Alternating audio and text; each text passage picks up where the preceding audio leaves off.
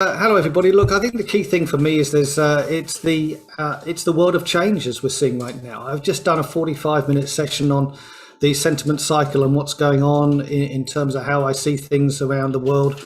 And I think the different markets in different stages of the sentiment cycle, right? So what I try and do now is give you a incredibly quick, brief précis of what I'm seeing.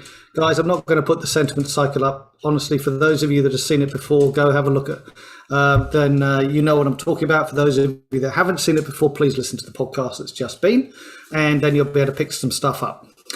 So the key thing for me is what's been going on. I'm going to start with oil because oil is the cool, sexy one right now. And I just want to look at the daily chart. The key thing for me, one of the major points of interest on the sentiment cycle is when things are getting exciting, when you have higher lows taking place. And we saw this in oil back in December, early December. We had a big sell-off down into 60s. We then had a higher low. From that higher low, we had a significant rally. Is there any sign of that rally coming to an end? Well, the long story short is no, there isn't. So on the daily chart, the oil market looks pretty cool. If you take a bit of a step back, then you realize that oil has been rallying for some time, right? All the way from May of 2020, it's been going up, sometimes getting a little, running out of puff a little bit, and we're going up yet again. We're sitting at all-time highs here, but until we have a rejection, until something changes, I can't get out of my bullish mindset with oil. So it's buy the dips, and if you're looking to invest in oil, just look for those short-term corrections and continue to trade it. When it takes out major support or even minor support, then you can have a second think about it. Right now, nothing that we're seeing on either the weekly chart or on that daily chart is giving me any causes for concern, right? This is an uptrend and we need to trade it the way that we see it. However, not the same when we're looking at some of the cryptocurrencies. For those of you who've been involved in cryptocurrencies, you will know what's been happening recently. This has been the trend for the last 2 or 3 months. You can see again, we had an enthusiastic point. We got to had a retest of the highs, which failed. Then we started to have corrective action started to take place. A big trade-off. Let's get rid of that. I don't know how I delete that, so we'll leave it for the time being. So there we go. I can consign it to the bin. And we had a bit of a sell-off.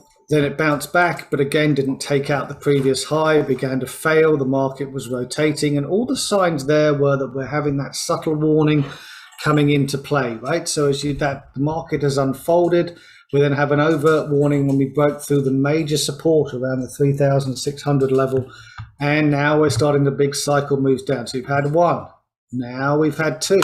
2,400, of course, we know is really interesting. Why is it interesting? Because it's half of 4,800, which is the all-time high for Ethereum. And as we know, a lot of crypto guys like that 50% retracement level.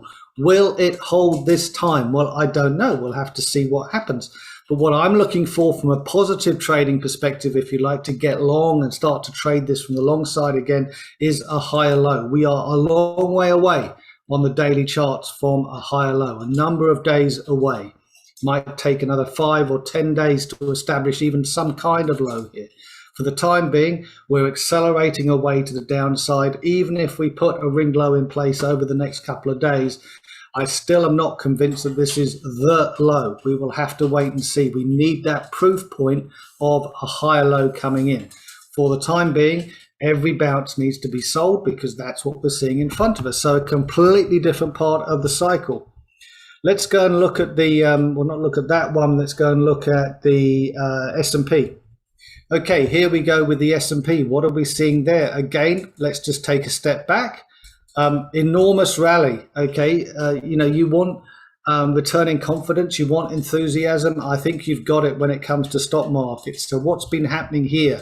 We are beginning to see, first off, the initial break, the subtle warning break. Okay, we've taken out the initial support off the trend line. Now we've taken out the major support, and where have we closed? We closed on Friday in the midst of the beginnings of the next first major leg down. Now, how's it going to unfold? The answer is I have no idea.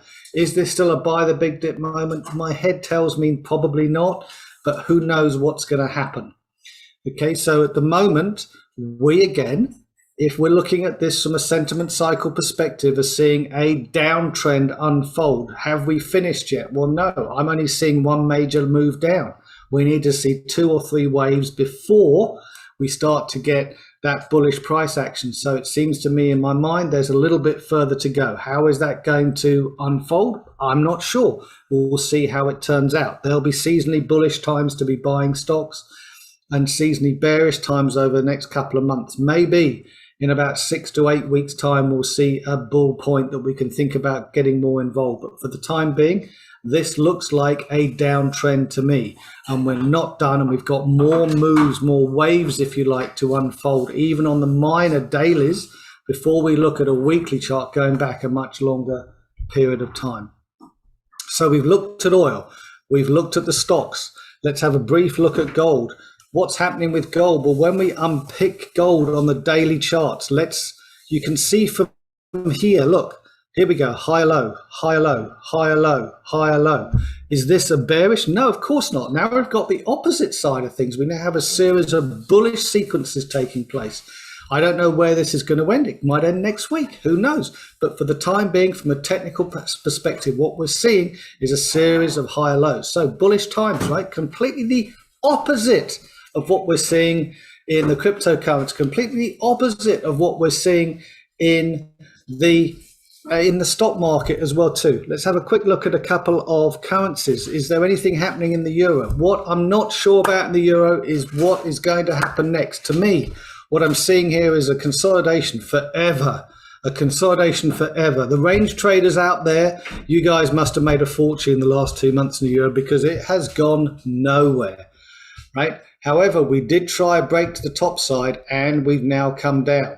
My worry wart is that we start to take out this level here or this level here, so 1224 or the 1280 area, something like that. The market will then go down to a new low level. So the dollar will continue its rally, the euro will continue its decline as we head down, probably down to the 108 level. So again, is that the end of the move? Well, who knows? We've been coming down for quite some time. Can you identify the 3 major legs down? There's one here, there's one here, there's one here. I don't know. I need to see a little bit more price action. I need to see some kind of move here that's calling the end. The technician in me says, for all this length of time, if you spin that to the downside, that gets you down to 108. Don't know how we're going to make it, but that could be a target point. I think probably that's it for me, Paul. I've done my 5 minutes. There's a couple more things I'd love to talk about, but I think we've run out of time.